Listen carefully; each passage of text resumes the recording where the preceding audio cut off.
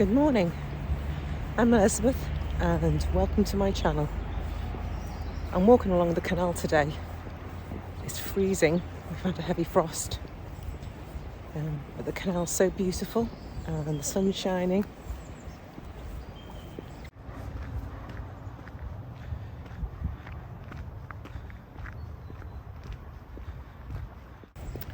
Today in my 10-day strategy challenge for women, I'm going to talk about stuff.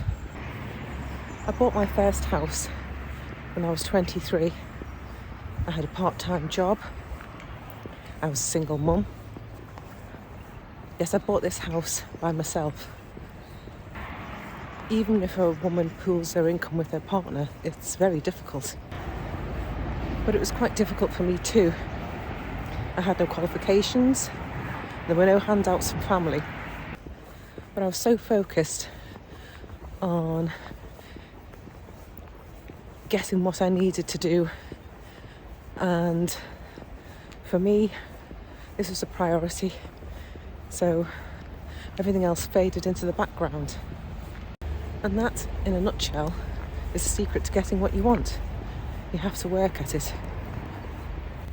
I see so many women putting up with mental illness and health problems because they're staying in relationships with partners who are making the mill, but they can't leave or kick them out because they need to be in that relationship to keep a roof over their head. I have a friend, she's in her 50s, she has a small flat, but she's got very little saved for her retirement because every time she saves a little money, some pressing purchase always seems to pop up, or a festival to go to, and she spends it and says, oh, I can always put it back, but she can't. She doesn't realise that she's robbing from her future self. In uncertain times, women often resort to buying small purchases to make themselves feel better and give themselves a little dopamine hit. This is sometimes known as the lipstick effect or the sweet treat economy.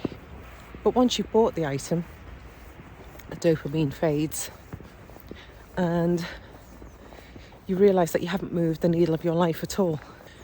You're right back where you started, but you've made the CEO of L'Oreal happier. Women are far more vulnerable in society, and I want to wake women up to this. I can't tell you how much less stress you'll have in life so that you have your own place and can kick anyone out who you're not getting along with, that the place is your own, so you haven't got the stress of a landlord raising the rent or him making any sort of inappropriate arrangements. And once you've paid that house off, you can choose whether to carry on working for that boss who makes your life a misery, or for any boss at all, like I did. No latte, lipstick, or fast fashion knockoff is going to give you that. Where your money goes is where your priorities are. And if you're not investing in you and managing your money like a woman, then you are not your priority. Making a CEO of Starbucks is, or making the CEO of Estee Lauder is, or making the CEO of Apple is. Another reason to channel your money into yourself and your future is, I don't know about you, but I don't really want to invest my money in tech stocks or into companies which aren't really doing human beings or the planet any good.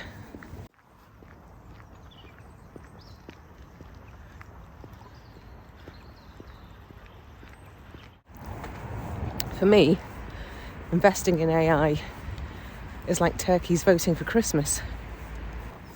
You're paying to bring about your own obsolescence. Women are half the population, so of course we can bring about change that benefits us.